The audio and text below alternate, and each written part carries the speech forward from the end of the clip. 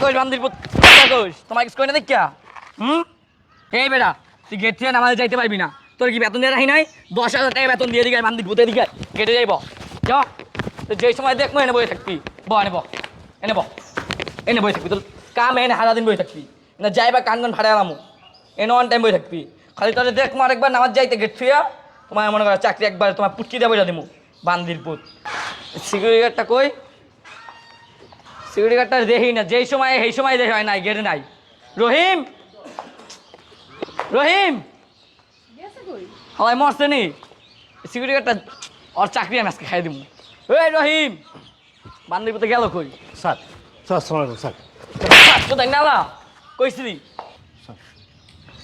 কথা কয় না তোর রাখছি কি গেট পাহারা দিতে তুই ওদের তৈরি করস কে যে সময় এই সময় দিদি নাই কে কি রে তোর বেতন দিয়ে রাখি নাই তোর বেতন দিয়ে রাখছি কি রে কথা কস না কে কই যাস একটু আর ভাই দিদি নাই আহি নিজে গেট খুলি নিজে আহি কে হেলতে রাখছি কোন বাধা লাইছে কি রে কথা কইস বান্দির কথা কইস তোমার কিছু কই না দেখিয়া কি রে তোর টাকা দি না কথা কর টাকা দি না কই যাস একটু আর ভাই যে দেখি গেটটা খালি কে বাসা কিছু গেলে তুই দিবি চুড়ে তুই দিবি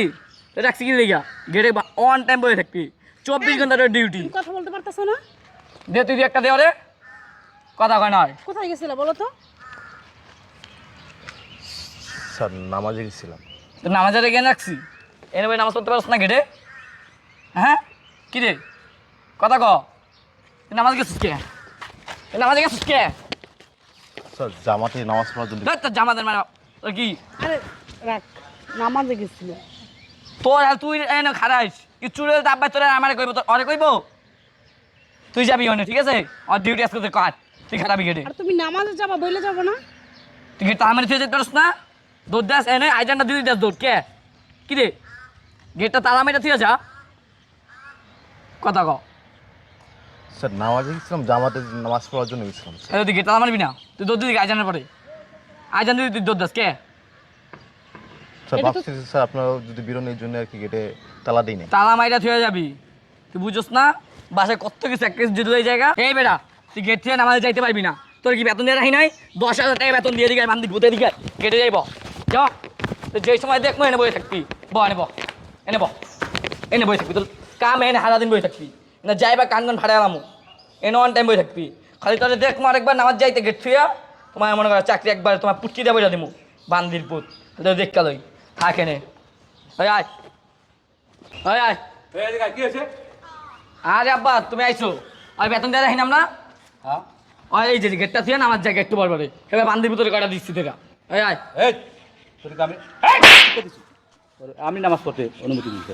আমার বাড়ি চুরি হোক ডাকাতি হোক হেলে গেট থুয়া যাই বাব্বা আগে নামাজ পড়বো